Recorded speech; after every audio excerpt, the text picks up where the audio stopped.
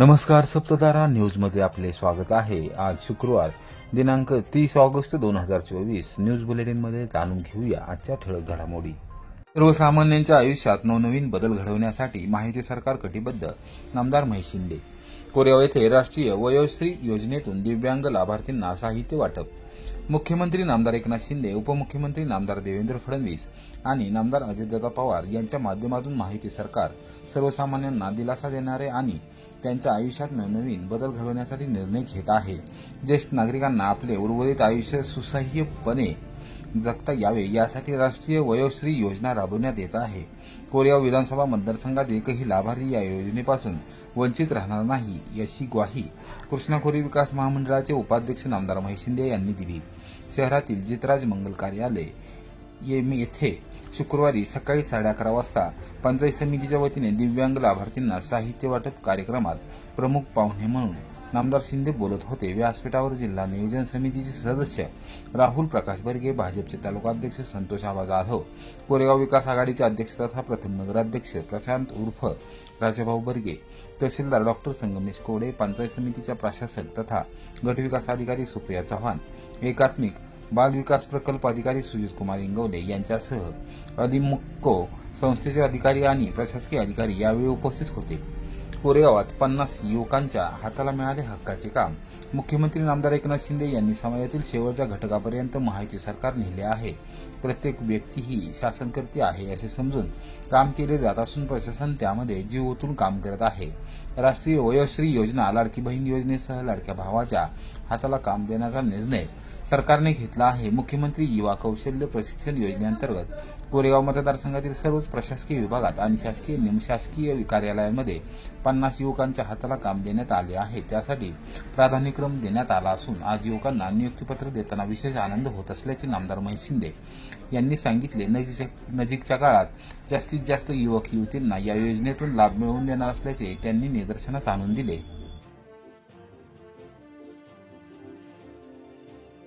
घेवडा पिकाचा पीक विमा योजनेत समावेश करण्याची देऊरच्या महालक्ष्मी महिला शेतकरी गटाची मागणी, तहसीलदारांना निवेदन सादर।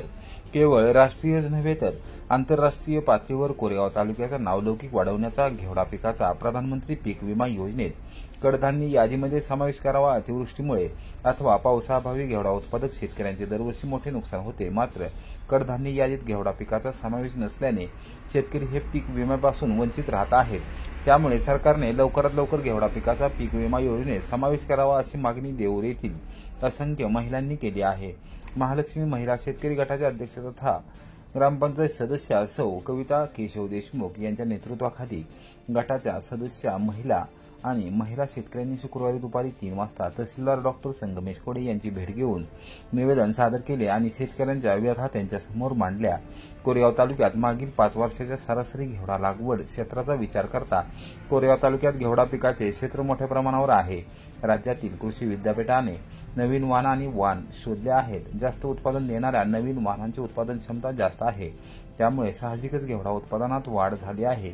खरीप आणि रब्बी हंगामामध्ये आता घेवडा पीक घेतले जात आहे। गेले 3 ते 4 वर्षातील वाघा घेवड्याचे दर पाहता यावर्षी दराने उच्चांक गाठला आहे, मात्र अतिवृष्टीमुळे पिकाला मोठा फटका बसला आहे। उत्पन्नामध्ये मोठी घट होणार असून शेतकऱ्यांना कोणतीही मदत मिळण्याची शक्यता नाही असे सौ देशमुख यांनी निदर्शनास आणून दिले। घेवडा पिकाचे कडधान्य वर्गीय पीक म्हणून कोरेगाव तालुक्यात समाविष्ट कडधान्य यादीत समाविष्ट करण्यात यावे, त्याद्वारे पीक विमा उतरवता येणार असून शेतकऱ्यांना नुकसान भरपाई मिळण्याचे मार्ग मिळतील असा विश्वास त्यांनी व्यक्त केला। देऊरगाव, तळेगाव, पिंपोडे, परतोडी या गावातल्या महिला आणि ग्रामस्थ घेवडा जो पीक आहे आपलं वरून घेवडा, त्या घेवड्याला पीक विमा योजनेसाठी आम्ही इथं आलेलो आहे। कारण आज सगळ्या ह्याच्यामध्ये सोयाबीनला पीक विमा आहे, ज्या कडधान्य आहेत त्या सगळ्यांना पीक विमा आहे, पण घेवडा जे पीक आहे त्याला पीक विमा नाहीये। आता जे झालेला पाऊस आहे त्या पावसाच्या पाहता जवळजवळ उत्तर कोरेगाव आणि खटावचा पश्चिम भाग याच्यामध्ये घेवडा उत्पन्न बरेच शेतकरी घेतात, म्हणजे 20,000 हेक्टर जवळजवळ क्षेत्र आहे घेवड्यामध्ये। तर पावसाने आत्ताच एवढा हे केलेलं आहे की त्याच्यामुळे घेवड्याचं पिकाचं नुकसान झालेलं आहे। घेवडा पीक काढणीमध्ये येतोय पण तो आपल्याला हातात येत नाही, तो काळा पडतो किंवा त्याच्या शेंगा खराब होतात। तर जसं बाकीच्या पिकांना पीक विम्यामध्ये दिलेलं आहे तसंच घेवड्याला मान्यता मिळावी. GI नामांकन मिळून 5 वर्ष झालेले आहेत. घेवडा हे पीक कडधान्यामध्ये घ्यावं, कारण आपण पाहतो की उत्तर भारतामध्ये राजमा म्हणून या पिकाला खूप चांगल्या प्रकारे मागणी आहे. आपल्यापेक्षा म्हणजे त्याला दरही चांगला आहे. आणि शिवाय दर काय होतो, जेव्हा पाऊस पडतो तेव्हा दर जास्त असतो आणि मग नंतर दर कमी कमी होत जातो.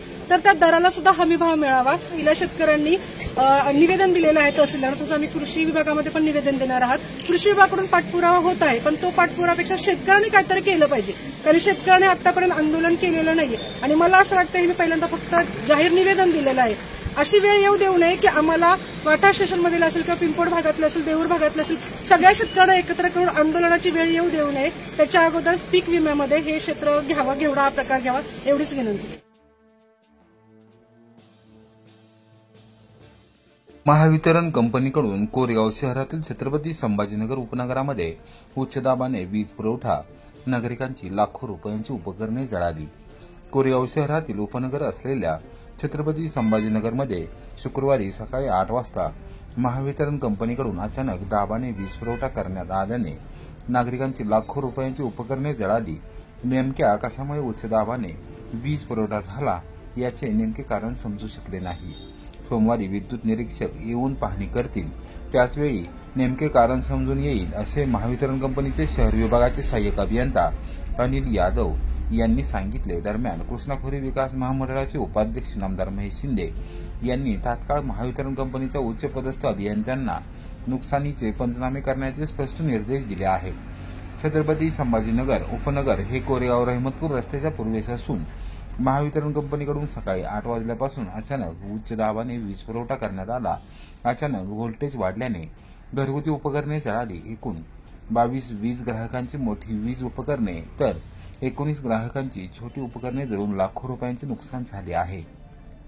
नागरिकांनी तातडीने महावितरण कंपनीच्या शहर विभागाच्या कार्यालयात संपर्क साधून माहिती दिली. सहाय्यक अभियंता अनिल यादव यांच्यासह जनमित्र राहुल तिवाटणे, शशिकांत पवार, राधेश्याम पाटील, अलका रोडे, वैभव शेटे यांनी क्षणाचाही विलंब न लावता थेट संभाजीनगरकडे धाव घेतली. तातडीने वीज पुरवठा बंद करण्यात आला. प्राथमिकदृष्ट्या छत्रपती संभाजीनगरमध्ये असलेल्या मध्यवस्तीतील वीज संयंत्रामध्ये बिघाड निर्माण झाल्याचे दिसून आले आहे. उच्च दाबाच्या वीज पुरवठ्यामुळे ग्राहकांचे टीव्ही, संच, फ्रीज, वॉशिंग मशीन, गिझर, इस्त्री आदी घरगुती उपकरणे मोठा आवाज होऊन जळाली. जवळपास प्रत्येक घरी हीच परिस्थिती होती, त्यामुळे महिलांमध्ये भीतीचे वातावरण निर्माण झाले होते. दरम्यान छत्रपती संभाजीनगर मध्ये झालेल्या घटनेनंतर तातडीने दुरुस्ती व नुकसानीचे पंचनामे करण्याच्या सूचना नामदार महेश शिंदे यांनी महावितरण कंपनीच्या उच्चपदस्थ अभियंत्यांना दिल्या आहेत.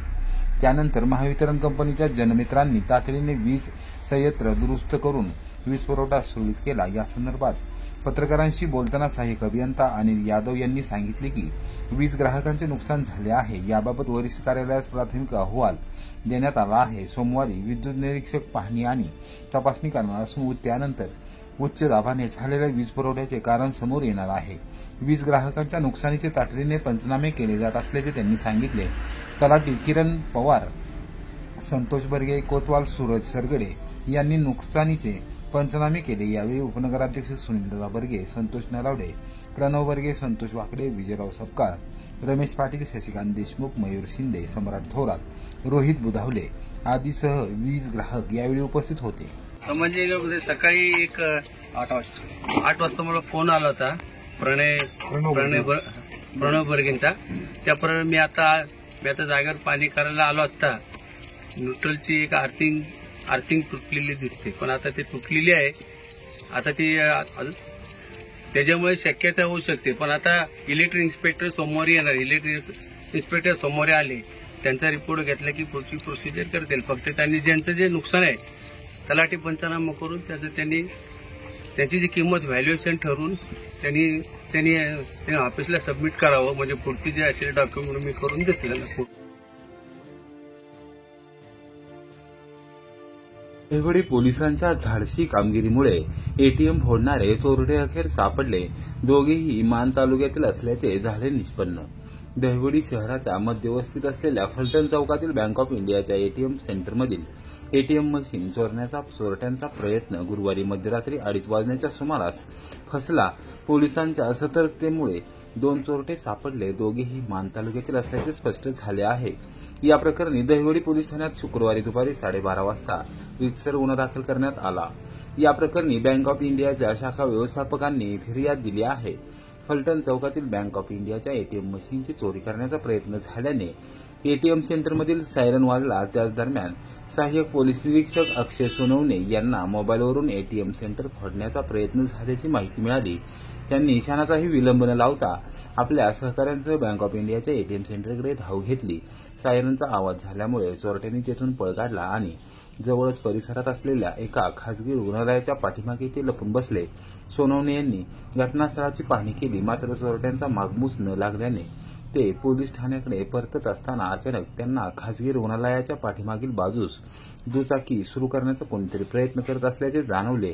एवढ्या रात्री दुचाकी कोण सुरू करतोय हे पाहण्यासाठी ते तिथे गेले असता चोरटे साहित्यासह तेथे दिसून आले. त्यांनी झडप घालून दुचाकी सुरू करणाऱ्या चोरट्यास पकडले. दुसरा चोरटा मात्र अंधाराचा फायदा घेऊन नाल्यात उतरून पळाला. 2 पोलीस कर्मचाऱ्यांनी त्याचा सुमारे 4 किलोमीटर पाठलाग करून पिंगळी बुद्रुक या दुसऱ्या गावात त्याला शिताफीने पकडले. दोघांनीही पोलीस ठाण्यात आणल्यानंतर त्यांच्याकडे कसून चौकशी करण्यात आली. त्यावेळी सागर जगन्नाथ गाडे राहणार गोंदवले बुद्रुक आणि रणजित राजेंद्र ओंबासे राहणार वडगाव तालुका मान अशी नावे असल्याचे स्पष्ट झाले.